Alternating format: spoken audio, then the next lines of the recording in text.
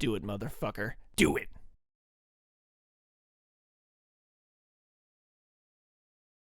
So I uploaded a video the other day, and in that video, I made the claim that agnosticism is better than atheism. So I got a lot of people saying that they're basically the same thing. And look, they are very similar. I will never deny that. But just think about it. Like if you ask somebody, oh, what's an atheist and what's an agnostic, you're probably going to get two different answers, right? It seems like common parlance-wise, there is a distinction to be made there. But anyway, because of that, I wanted to elaborate on the big difference between the two. To start, the definition of atheism is the disbelief or lack of belief in a god or gods. Agnosticism is believing that nothing is known or can be known of the existence or nature of God or anything beyond material phenomena.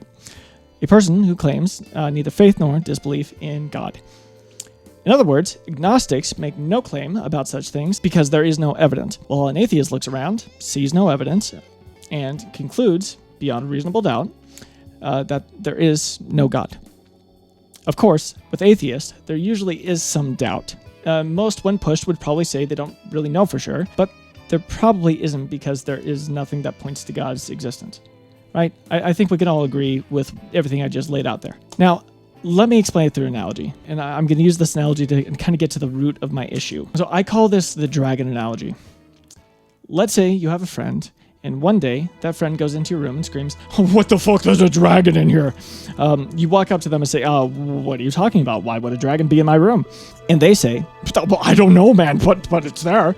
You proceed to look up and down your room. You look in the closet, under the bed, everywhere you can think of, but you find nothing.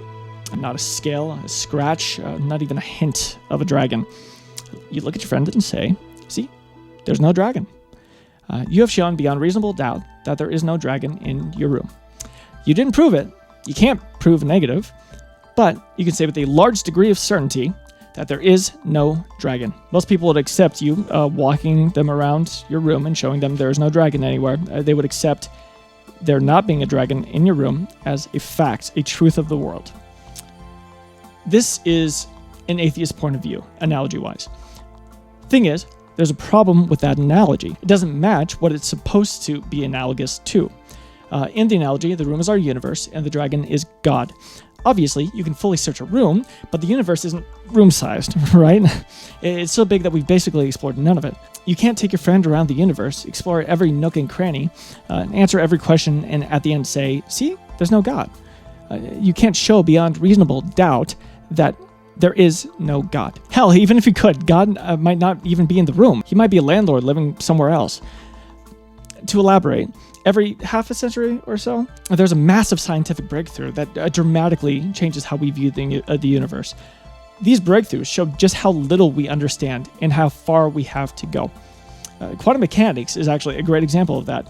Finding out that the fundamental building blocks of our universe seemingly don't obey laws we are familiar with shows just how weird and complex the universe is and how little we understand it. That's why I say the best answer to, is there a God?